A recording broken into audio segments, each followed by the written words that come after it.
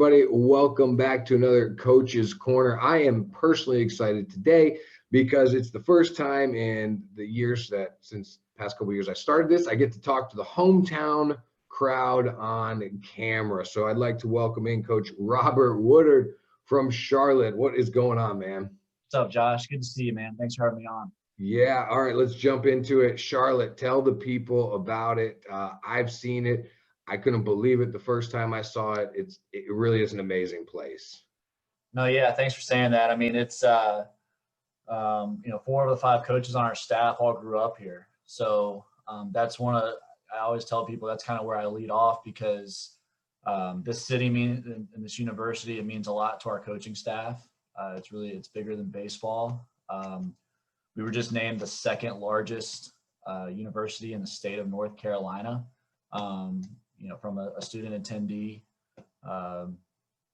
rate. So yeah, I mean, we're 9 miles north of uptown Charlotte, 14th largest city in the country, which for me is a really a good spot because I don't think anybody really likes traffic. And I think once you start getting into the top 10 in the country size wise, traffic just gets worse. So traffic's not too bad here. It's a major league city.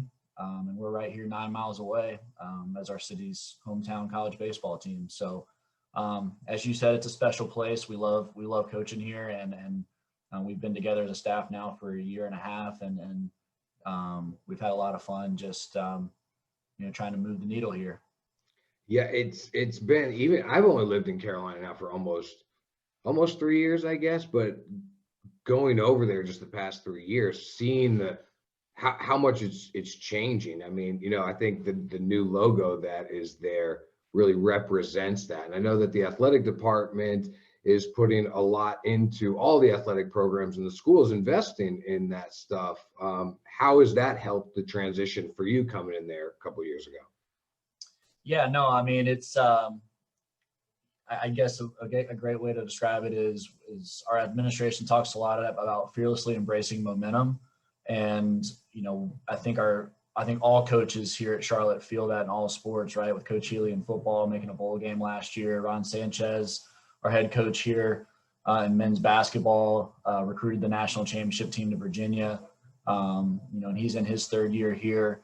And, I'm in here as my 2nd year. And there's a lot of newness. There's a lot of freshness. And so with our new logos, which unfortunately I'm not representing right here, so it's not doing a good job on that. Don't worry, I've put it in the bottom corner for everybody to see while you talk. You can't see it, but it's going to be there. Okay, cool. But it's yeah, I mean, it's pretty neat. So we have the new All NC is what the when you see just the standalone C, it's called the All NC. And then what our staff probably uses the most is the CLT. Just with us being natives, a lot of Charlotte people call it the CLT here in town. So we use that logo a lot. And we're a Nike school, so we're gonna get all the Nike Vapor apparel and that sort of thing in terms of uniforms and equipment. So it's just we're full steam ahead with the new branding. It's really a unique setup there, because I guess in one sense you can call it a city campus because it's right in the middle of the city, but at the same time it's really self-contained. It's not like your city campus where you're walking into buildings and you don't get that college feel. So I think it's really unique in that sense. What is the experience like for the student athletes there? Yeah. So I mean, my family moved to Charlotte in 1989. So, at that stage, the university was probably 30 to 35 minutes outside the city. Well, since 1989, the city has expanded and grown, and much of the city has expanded north. So really, the campus is now, 15 minutes, 20 minutes tops from quote unquote the city. So we're, to your point, I mean, we're a true college campus. I mean, here our baseball offices overlook the stadium, which is right here on campus. You can see campus where our guys go to class right beyond the outfield wall. Every building here is built with the same brick, so it's got that uniform look that they've we've assembled since, the last 70, 75 years. So yeah, I mean, the city's just gradually expanded towards campus. And as I mentioned, we're the second biggest school in the state in terms of student population. And, we're really proud of Robert Merriam Hayes Stadium here on campus that our student athletes get to train and compete at each day. And one kind of neat thing I always tell guys that if you do want to take an easy trip uptown, we have a light rail here. It's free of charge for the students.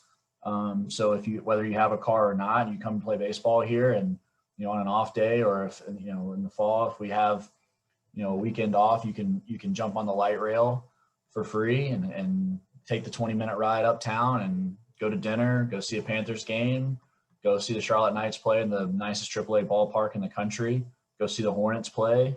Just making some big free agent acquisitions there with the Hornets. So there's a lot to do. It's a true college campus right next to a major league city. No doubt. All right. So for players that maybe are looking into Charlotte as a place to play, what kind of coaching staff are they getting? What can they expect from you guys there?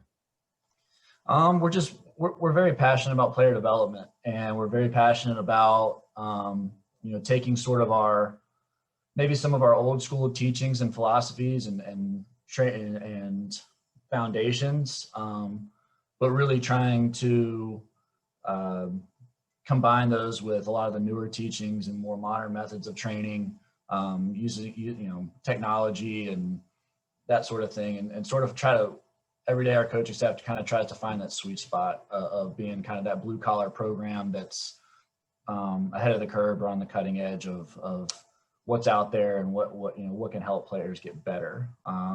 We certainly are, we pride ourselves on being a very positive coaching staff.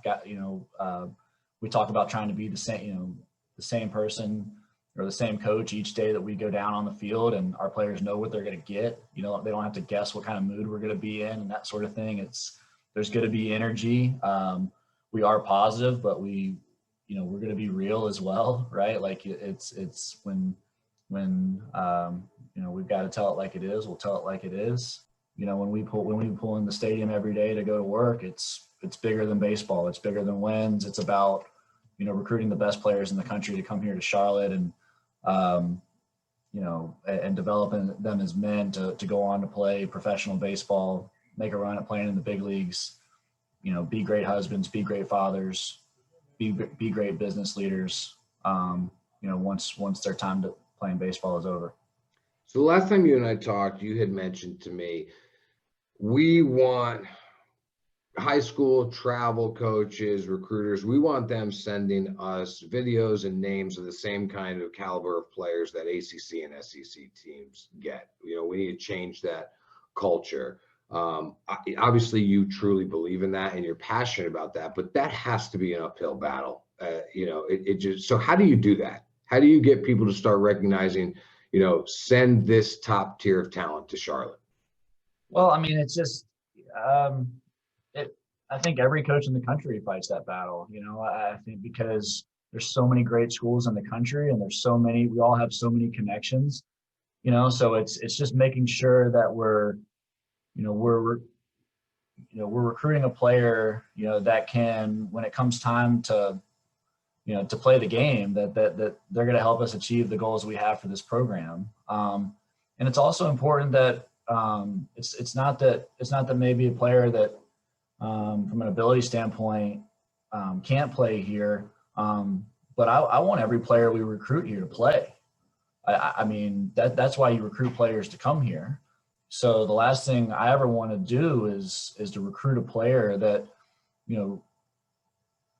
I think I probably speak for most coaches, right? Like, you want every player you recruit, you want them to come to your program and have an impact and have a positive experience and leave it better than they found it. So, I just want to make sure that the players that, that people recommend or that we go out and we see and identify that they have a real chance to come here have an impact and take it, or take us to new heights.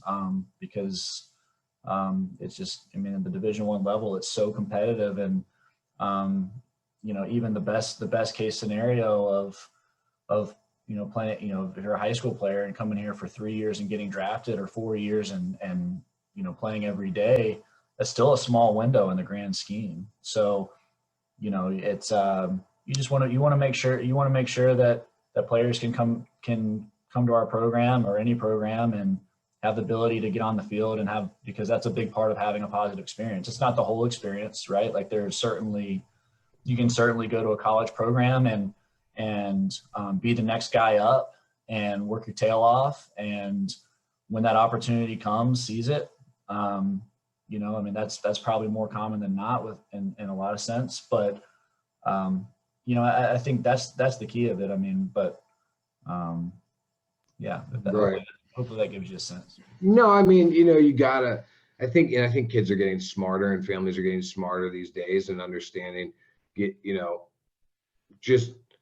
I've seen so many kids the past couple of years end up committing and finding a dream home that they never even knew that school existed until they actually started to get into the recruiting process and really try to research and identify schools. And I mean, yes, of course, the ACC, the SEC, and some of these places are really nice and flashy and great, but if you're not on the field, then what does it matter? Yeah, I mean, I think it's finding that fit where, it's great to go somewhere, and if you're okay not playing away, but like understanding that it's going to be a challenge, and at some point you can realistically get on the field and have an impact.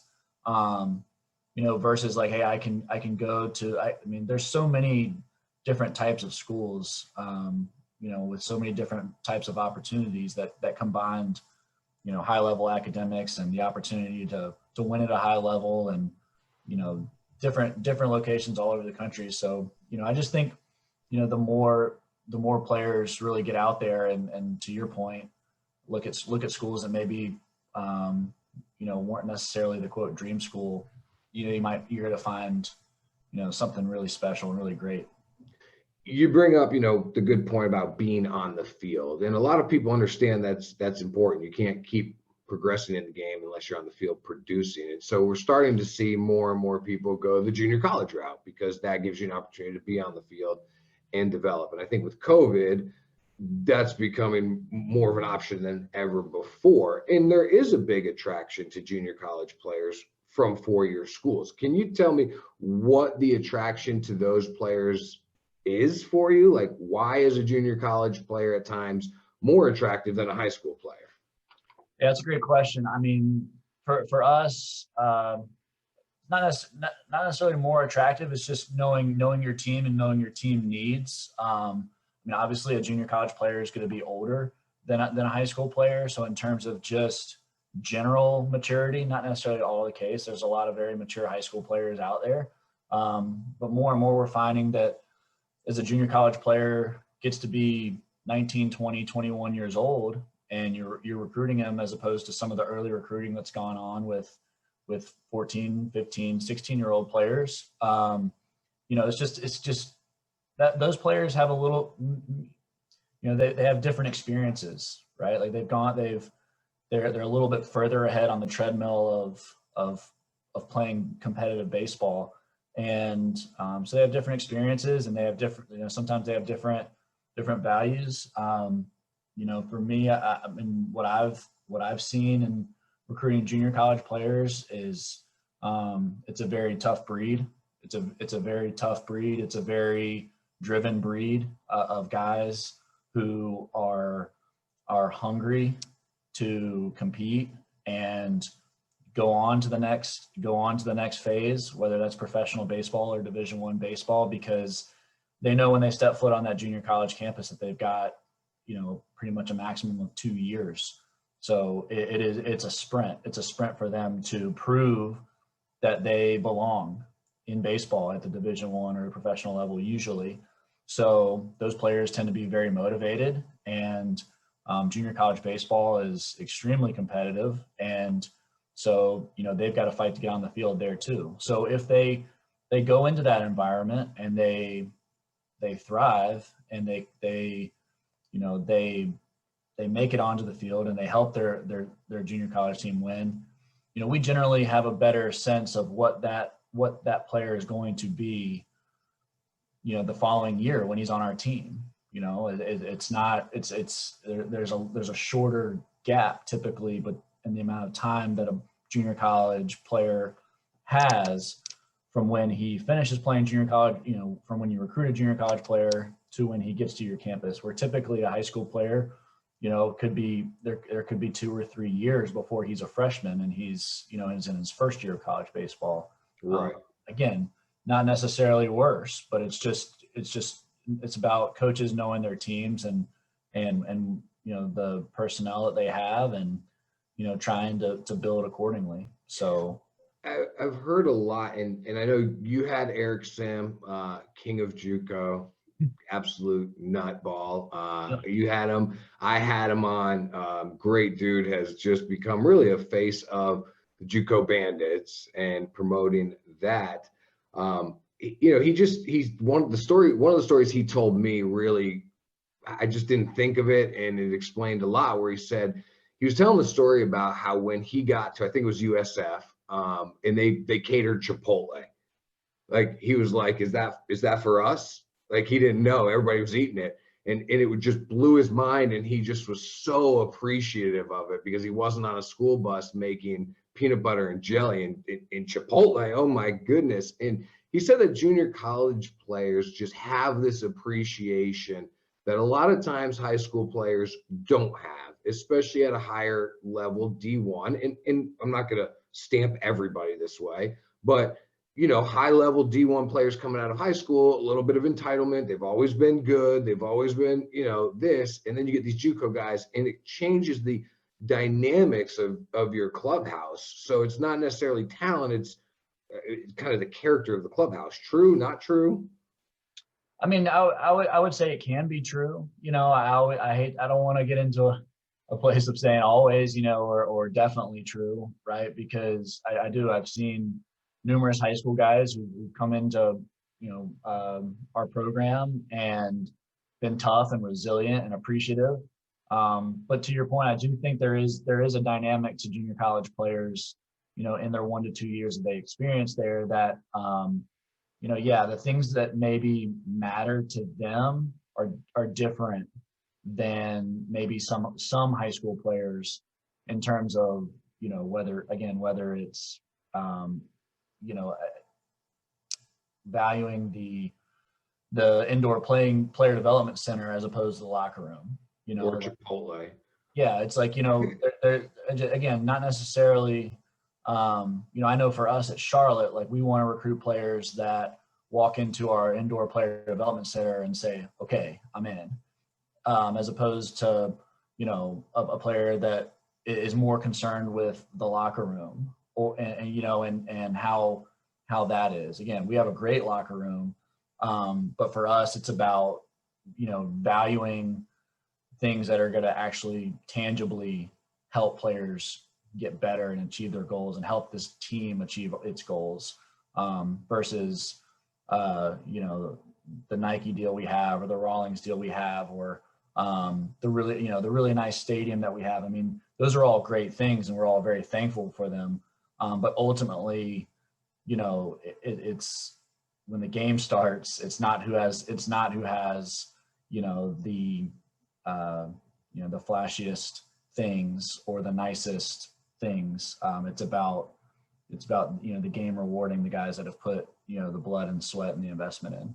If I was a recruiting coordinator, like, why would you just not recruit out of junior college the whole time? Like, here's a 20-year-old kid that's shown he can balance books and, you know, academics and college athletics. You know, he's got hair on his face. He's proven he can hit a 94-mile-per-hour fastball the other way. Like, how do you balance that? I feel like I would just be like, yeah, let me go get the 20-year-old all day. Yeah, no, I mean, there's certainly, I mean, look, it's no secret we've, you know, in our short time here at Charlotte, we've really prioritized recruiting the best junior college players in the country here to Charlotte, and that's going to something that's really not, that's going to continue. But again, there are thousands and thousands of really talented high school players as well that push the issue. So you can't just, not recruit those guys as well. So again, I think it's just up to each coaching staff to really be as knowledgeable of the talent pools that are out there, really understand, the type of team that you're trying to build and the feel that you want and the look that you want. And again, just trying to find that sweet spot of that blend of high school players that can help you right away with a high ceiling, versus a junior college player that can help you right away, that maybe closer to a finished product. From the junior colleges that you have recruited from, there's so many, and with kids and families looking right now at, hey, where do I go, with the ultimate goal being that this is the stepping stone to the 4-year school. Like, what are some of the things you've seen from programs that do a good job or that you like to recruit out of junior colleges? Like, what are some things that, just make a junior college a good program to get you to the next level? Well, they prioritize winning because I think, in my experience, the junior college players that come from programs that win, there's something to that. They have that kind of it factor where, even if they're a little bit less fastball velocity or a little bit less bat speed or a little bit less foot speed, but they played every day or they pitched, every weekend for a winning junior college team, there's just something to that. So, we really try to prioritize players coming from winning programs because we want to have guys that ultimately, that's what we want to do. Right. So, we want to recruit guys that have that experience. And then, if there's junior college players that maybe are at a program that's not as successful, then we're going to, we want to make sure that he's the best player on that team and, try to prioritize that as well. So, that's, but in terms of the junior colleges out there, there's so many of them. There's so many unbelievable junior college coaches. I think that's something that, I would advise young players and parents to really pay attention to is how many really, really skilled and talented coaches there are at the junior college level. It is extremely packed with good coaches, and that can help their sons develop and become a better player. But in terms of a program, for us personally too, again, I led off with player development, and I know that's kind of maybe a buzzword of the last couple of years.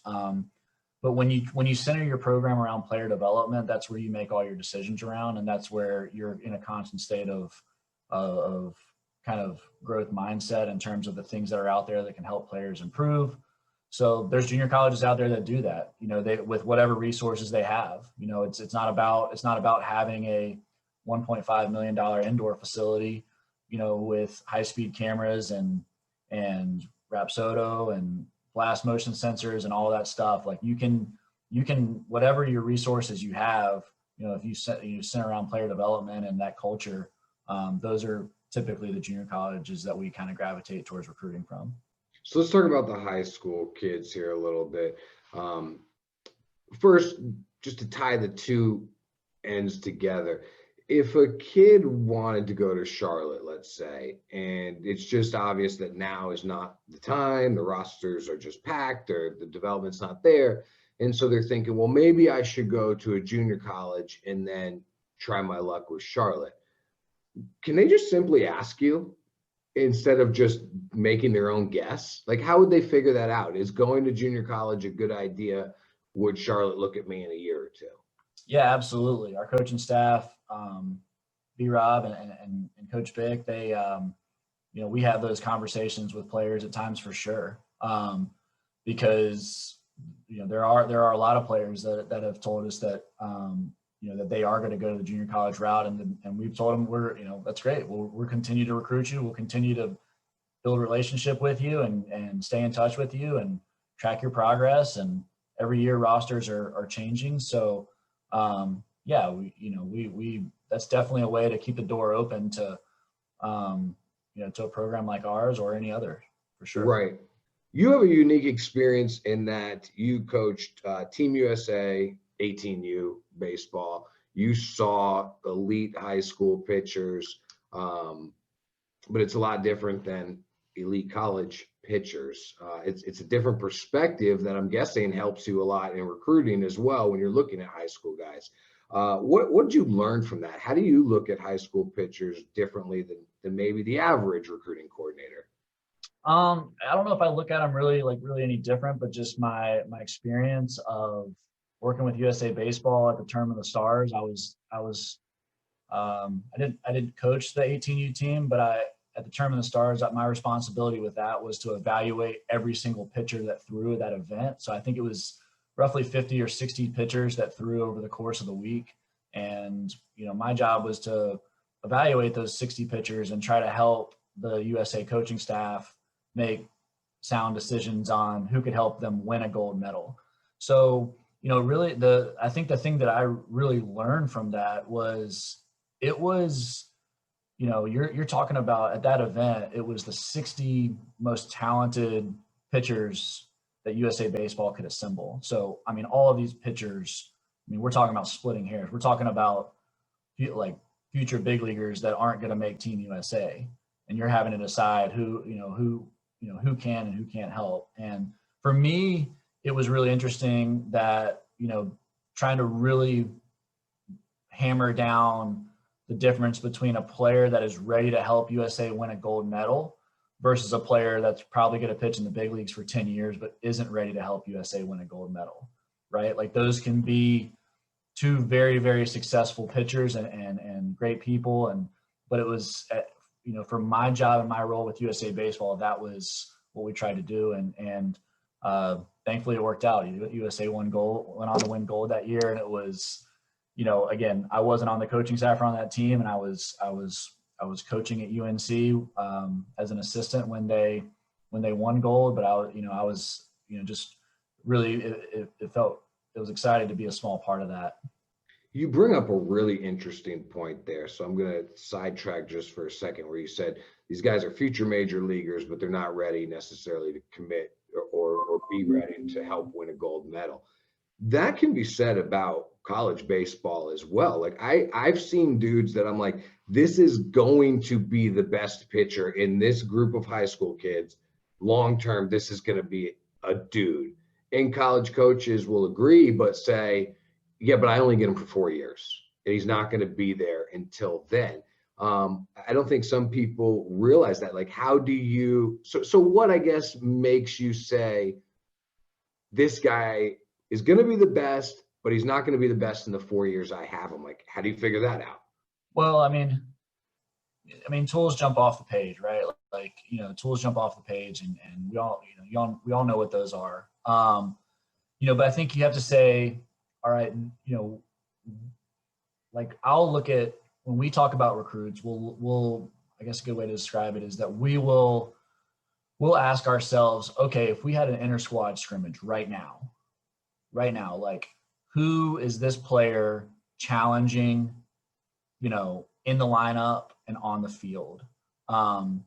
It could be a recruit. Let's just say the recruit sits 94 to 96, but he throws 40% strikes, right? Like that player is going to be really highly recruited, but we're going to have, probably 12 pitchers, 15 pitchers that are going to be ahead of him in terms of ready to help us win baseball games. Now, when that 94 to 96 mile an hour arm figures it out from a tool standpoint, like if that 40% strikes makes a jump to 55% strikes, now all of a sudden he's going to pass the players with less tools, and so it's about trying to say, where is this player now? Where do we think this player can get to? And how much time is that going to take to help get that player from point A to point B? So evaluating pitchers, you bring up some stuff there. What is it for? Everybody's different. I've definitely learned that through quarantined coaches. I think it was my buddy David Kopp at FAU, the pitching coach at FAU. He said, well, Yeah, he said, well, what have you learned through all this quarantine coaches? And I really never sat back and thought about that because I was just doing so many of them. And it was really just how different everybody, all these coaches are, and they're all successful, right? Mhm. For you, I know you can't speak for everybody, but for you, like recruiting pitchers, what are you looking at? And can you tell me the obsession with velocity in general? Maybe not for you, but when you go on perfect game, when you go on, everything's about what your fastball velo is, right? Why is that? And what do you look for? Yeah, I mean, in terms of velocity, I think it gives pitchers more room for error, more margin for error. And this is such a tough game. The more margin for error you can have, it certainly helps. And it's going to open more doors. So those players that throw harder, they're going to have more doors open. Now I think it's really important which door that player walks through, because if that player is not ready to perform, that player will hopefully be in a place, whether it's Charlotte or another school or professional baseball, where that high velocity is going to develop, and it might have to be in a bullpen. It might have to be in an indoor facility. It might have to be in the weight room. It might have, it might not be against another team in a game if he's not throwing enough strikes. So, again, to get back to what do I look for in pitchers? I mean, again, I can't stress it enough. Like, winning is really important. It's just really important. Like, if a high school coach calls me and says, like, Woody, I've got this pitcher who he hasn't lost, like, he's pitched for me on varsity for 4 years. He hasn't lost a game. Nobody hits him, and but he doesn't throw as hard as everybody else. I'm gonna really take a hard look at that kid. Winning is so important. Same thing at the junior college level with those pitchers. If a coach calls me and says, Woody, I've got this kid who he just doesn't lose. Every time I give him the ball, like he gets outs, he gets swings and misses. Again, back to the velocity standpoint, he doesn't have that. But he's got feel. Nobody can steal bases on him. He's quick to the plate. He feels his position well. He's very coachable. He's a great teammate. He's a leader. I mean, there's so many things that I think, pitchers can do that if they don't have velocity, that will give them a chance to play at a place like Charlotte or another really great place. How much stock do you put into the high school performance? And now I know what the value of high school is. You can't really put a thumb on it and explain it, and the experience and the coaches to you can tell you more about the kid than anybody else can. But the competition level is undoubtedly a lot different than what you see on the summer circuit when guys are able to just put these super teams together. So if you hear like, yeah, this guy is shutting down high school, or this guy is hitting 400 in high school, how do what is the value of that to you versus, well, I want to see him do it on a summer circuit? Mm-hmm. Well, I mean, performance matters, right? Like, it gets back to winning. It gets back to competing. Now it's our job as coaches to filter and decide, one, how accurate is that performance. We need to follow up and see the player and say, like, yeah, if a coach calls us and said a player hit 500 during a high school season with 10 bombs, and we go watch him, and he strikes out 3 times, and you're going to start to question how accurate that is. Not going to close the door, because everybody has a bad game, but but then if it starts to line up, right? Like, if coaches are calling you and saying, hey, I've got this really special player, here are his stats, here's his numbers, here's his track record. It certainly matters. It certainly matters, because I think all college coaches at any level, we want players who are going to perform. I can't tell you the last time I looked at, with really much intent, player rankings. I mean, they matter from a name gathering standpoint, right? Like, and we certainly respect everyone that's ranking these players, because they work extremely hard to do it. But that's just, I mean, I was fortunate enough to coach Michael Bush and Colin Moran, two hitters who both were in the first round. That if you go look at their profile, it's going to say top 1,000 player. Top one. I mean, and these are guys that are first rounders. Colin Moran's in the big leagues, and both one was on no athletic aid and the other was on 25%. And they were both like one of the last recruits of those recruiting classes. I mean, I know Scott Jackson and Scott Forbes recruited both of those guys. So, it's I just use those two guys as examples because, again, it gets back to, winning matters. Track record matters. I mean, both those guys, when their coaches called Forbes and Jackson, I was involved in that in a little bit. And they just said that these guys, they just hit. They hit. Michael Bush was a quarterback on the football team that was like state champion.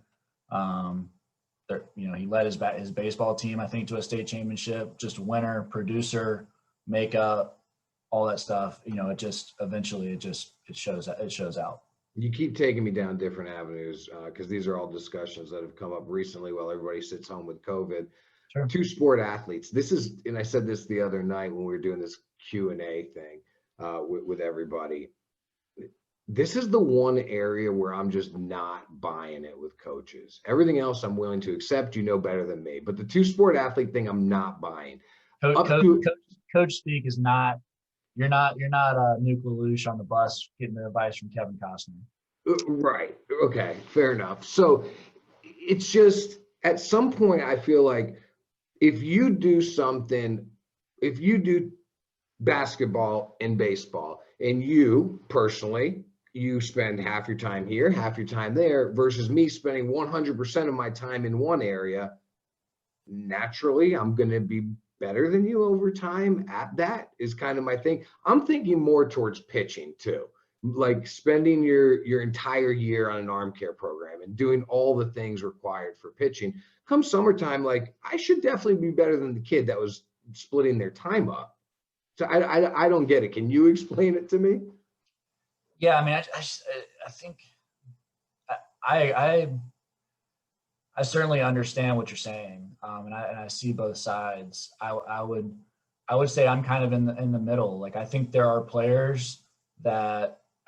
certainly players that playing multiple sports is a great thing. I mean, I personally, like I wasn't a good enough baseball player in my self-evaluation as a middle school and high school player. I couldn't play high school football, high school basketball, and be the baseball player I wanted to be. Now I could play church league basketball with my friends, once a week in the winter, around my training, and that was great conditioning. I love competing and helping, trying to win a church league championship, in front of no fans and nobody, that sort of thing. But to your point, I mean, I think it's just up to every player and family to understand themselves, right? And just say, hey, I think there's something to playing multiple sports that helps me be a better baseball player. I'm going to continue to do it. Or, you might look at, to your point, kind of the amount of time that it takes to play those other sports. If it starts to take away from your true goal of being a high level baseball player, then you should evaluate. I mean, I've told people this before. I actually, growing up from first grade to 8th grade, I played more chess than baseball. I played way more hours of chess, and I had coaches and played in tournaments, and I was just on my elementary school and middle school chess team, right? And it's just something I love to do. But I also played baseball and other sports, and for me, when I went to high school, I wasn't on my high school chess team. I stopped because I knew the amount of time that it was going to require me to either be the chess player I wanted to be, or be the baseball player I wanted to be. I had to pick. I couldn't keep spending that number of hours playing chess and still be the baseball player I wanted to be. And I know it surprises everyone. I wanted to be a a Major League Baseball player or coach or college coach. And I didn't want to be a professional chess player ultimately. So I had to make that decision. So I think every player and family has to make that decision at some point when they, I would say try to wait as long as possible. For me, I had to decide after 8th grade, if I wanted to keep playing chess as competitively as I had previously. But ultimately, after 8th grade, I couldn't keep playing. I couldn't keep playing as much as I was. What's the queen is the best piece on the chessboard, right? Yeah, well, the king's ends the game if you. Yes, But the queen's the most powerful piece on the board. It's worth 9 points. Rooks are worth 5 points. Knights and bishops are 3, and pawns are worth 1. I didn't even know that. There's like a point system to it. See, I have no. It's like an I unofficial. thought it was just kill the guy's king and you win. Yeah, no, it helps you make decisions in terms of like, do I take this piece or do I not take this piece? Do I care? Because once you know that point value system, you can start to decide if a move is a good move or not. I always told people that coaching is so much more fun than playing. Kids, as they grow up, they worry about, man, I'm going to miss playing. And I'm like, well, actually, it's like you're actually now getting to play baseball when you coach. You're just a piece on the chessboard. And then when you're coaching, you're actually moving it. You're actually playing the game of baseball. How do you translate the two? Say that again? How do you translate chess to the baseball field? Because you obviously do. Yeah, no, I mean, there's numerous ways, honestly, and something that it's probably a whole nother podcast, to be honest with you. But it's about thinking ahead and looking ahead and anticipating what's coming, right? Like if you play chess and you just make a move and then you don't know, you just wait on your opponent to make a move before you react. It's going to be tough to be a really good chess player. So you're going to have to think many, many moves down the line. And the other neat thing about chess is you have to anticipate your opponent making the best possible move. Like lower level chess players, they make a move and they hope that their opponent doesn't make the best move. They hope they make the mistake. It's like throwing a fastball down the middle 2-0 and hoping that your opponent's not good enough to hit it. At this level, he's going to. So it's very similar in that regard. But and then there's a lot of different things. I mean, in chess, sometimes the worst move on the surface right away puts you in the best position 5 moves from now to win. Sometimes the best move right away is the best move. So you got to look and weigh at all the different moves. So who is the equivalent of the queen on the baseball field?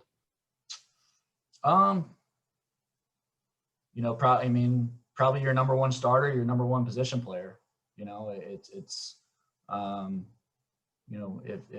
your number one starter is pitching on Friday, it's your Friday starter. If your starting shortstop is hitting, in the top 4 positions in your order, then it's probably that guy. It's just whoever your best player is. I would love to do another podcast on this, the chess of baseball or whatever we can call it. All right, a couple more questions. I'll get you out of here. I wanted to ask you about the high school stuff. And again, your forte is the pitching.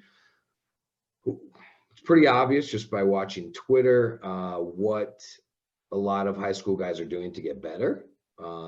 There seems to be some really good programs out there, obviously, and guys are kind of following the same pattern. What's something they're not doing, though, that you would like to see more young guys doing to get better, or something they're missing? It's easily sleep, hydration, and food. Simple. It's for me, I think it's easily those 3 things. Like it is, they're either not doing it. They're either not doing 1, 2, or all 3 of those things at the level they should be, because they're choosing not to, or they're not doing it because they don't understand the impact it can have on performance and recovery, or it's just resources, right? Like typically, not always, but to eat better can be a little bit more expensive. Time consuming. but it's, so I would say those three things. I mean, I think really prioritizing sleep, nutrition, and hydration, because again, you see, you just see so many guys, and the other tough thing too is sometimes guys do those things well at the high school level because they have, parents that really prioritize that. But then sometimes they come to college, and they can lose those habits, if a coaching staff doesn't prioritize those things as well, which we do here. All right. Before we go, touching on the obvious and the elephant in the room, which is the COVID situation that everybody is concerned about. First of all, how'd your fall go? You guys made it happen, I saw. We did, yeah. I mean, we were blessed to be able to have a fairly normal. I use that term loosely, but we went 7 weeks straight with no positive tests, and we were able to scrimmage about 23 times as a team. We had our fall World Series at the end. Our hitters got about 90 at bats each, so 80 to 90 at bats. So we feel like we were able to make the most of it. Again, I certainly wouldn't say it was a normal fall for us, but we're thankful that we were able to navigate it with the help of our training staff and our administration, really having all the protocols and testing in place to put us in a position to do so. Do you have any concerns about your spring season right now? I would say no, because I think there's so much force behind the coaches and administration. I think everybody wants to play. I mean, now again, things can change. I'm very optimistic about the vaccine that's being produced, and will hopefully have an impact in the near future for everyone's health sake. So I'm trying to stay in that kind of, we still have 56 games on the schedule. Do I think that that's possible to change? Yeah, of course I do. But we still have 56 games. We still have our flights booked and our buses and our hotels, everything ready to go. So, if we have to adjust on the fly a little bit, as you've seen with football and basketball, we will. But, I'm optimistic about, although the numbers say right now that it is not necessarily improving, and we're certainly conscious of that. And I'm optimistic of the vaccine, and that the numbers are going to go down, and that we are closer to the end of the tunnel than we are at the beginning. What was the NCAA last week came out with a roster ruling and a little bit of relief? What was that? Yeah, no. So, I mean, they expanded the roster sizes up from 35. They increased the number of counters that we're able to have from 27 to additional counters. And we have the ability now to go below 25% in terms of our scholarship offers. So it just gives coaching staffs more flexibility in terms of managing the current rosters and the future rosters that we have. Again, I would say college baseball is still crowded, but I would say that's a good thing from the standpoint that I think once we do start having people in the stands, I think the product on the field is going to be as good as it's ever been. People are worried about how long the waves and the ripple effect will go on for. In your estimation, should 2023s, 2024s be overly concerned about the logjam that you're seeing right now? No, I would advise all players, whether you're a 2021 or 2 or 3 or 4 or 5, whatever it may be, I would just say generally, it's stay centered on yourself, stay centered on who you are, stay centered on what you're about, your habits, your training, your development. Play on the best teams play on the teams that are best for you in terms of your experience and your development, and try to help those teams win as much as possible. Because if you develop and you help your team win, it doesn't really matter what kind of a quote logjam there is or the numbers are. All coaches want, players that are winners, that are good people, and then certainly have the skill set to help us. So I would just advise all players just to continue to try to control the things that they can control, and trust that things are going to work out. Try not to really spend much time at all on worrying about other players or anything out there that is out of their control. It's just stay centered on the things that you can control. I think that players will be fine. I think players are a lot less worried than parents, and understandably so. Parents feel like they have no control, whereas I think there's a lot of players out there who feel like, hey, I'm playing, I'm working out, I do have some control. So for the parents out there that are panicking, if a parent were to walk up to you, a high school parent of whatever age, and said, Coach Woodard, what's the single best thing I could do to help my kid reach his dream of playing college baseball one day? Surround himself with the best coaches and the best players. There's something to it. I think one of the best things that my parents did for me is it helped that I had an older brother that was 2.5 years older. So I was the 5-year-old on the 8U basketball team. I was the 9-year-old on the 12U baseball team. And then when my brother went to the big field, like I was the 13-year-old in the college prospect camp. My parents kept putting me like on the field with players that were better than me. They just kept doing it. And there's something about that just raises your game. I think just being around people that are better than you, it just raises your game. And what if you're sitting the bench though? Well, I mean, there comes a time, right? There comes a time where you have to make that decision where we're sitting if you're not playing, and because there's players that don't play that are in practice every single day, like just being in practice every single day, trying to throw bullpens next to Andrew Miller and Daniel Bard, 2 first-rounders, for me, that made me better. I mean, I went a whole month my freshman year where I didn't pitch, but I was in practice every day with those 2 future first-rounders, and they just made me better. I always tell people that. So again, to get back to I know we were talking about chess earlier.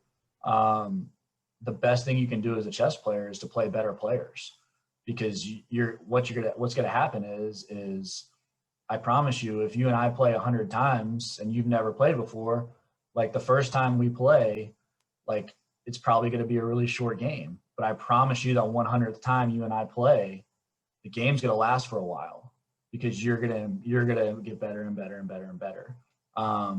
So that would be my advice, is to try to always train with the best players you can, play with the best players you can, play for the best coaches you can play for, and just trust that those things are going to help your game, get to higher levels. Yeah, I couldn't agree with you more. And I saw that growing up and coaching in South Florida. I mean, some of these high school teams, the entire bench was D1 guys, Yeah, and at some point, those D1 guys on the bench, they got to make the decision. Hey, is this hindering am I a D1 guy because I'm practicing and competing with these guys every day, or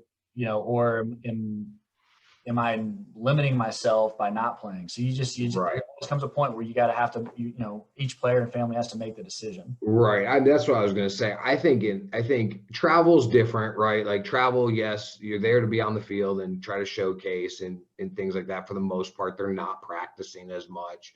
But at the high school level, I couldn't agree more with you. Like, who cares if you're sitting the bench? Like, you can't get better if the guy next to you is booting every ground ball and you can't work on your feeds, or you can't work on your double plays, or you spend your entire practice just trying to learn a first and third or a rundown or a pickoff play because guys can't move along. Like, you're not getting better that way. You got the kid who can't throw you the one hop in the drills. Like, you're not going to get better. So I'm with you 100%. Last question, that first game of chess that we play, how many moves will it take you to beat me? Depends on your moves. I mean, the shortest game can be 2 moves, 3 moves, or 4 moves. If depending on if you're white or black and if you make the wrong moves initially. I would suspect probably like less than 15. Wait, if you're a different color, that changes the kind of moves you should make to open a game? It definitely changes the moves that your approach to the game, because white moves first, so it's on offense right out of the gate typically, and black moves second, so it's typically on defense. That can flip as the game goes. So like when I play white, I play a much more aggressive opening, where on black I play like a much more conservative defensive opening, to where I basically just kind of wait on my opponent to make a mistake, and then I turn aggressive. Interesting. What's your lifetime record? I don't even know. I would say when I stopped playing, my chess rating, for anybody that knows what chess rating is, was like around 14 or 1500. So for perspective, I think master is like 2200 or 2100. So I wasn't even like close to being a pro. But Man, we can get into that so much more, because that baseball is chess, and I know every sport kind of is. Coach Woody, thank you so much, man. Spending a bunch of time with us this morning, breaking down some Juco, some high school stuff, some COVID stuff, teaching us about Charlotte, and congratulations on everything you guys got going on over there. And best of luck to you this spring, and I'll see you guys. You're right down the road. So thanks again, man. Thanks, Josh. Thanks for the time. Thanks for having me on, and appreciate all you do for the game.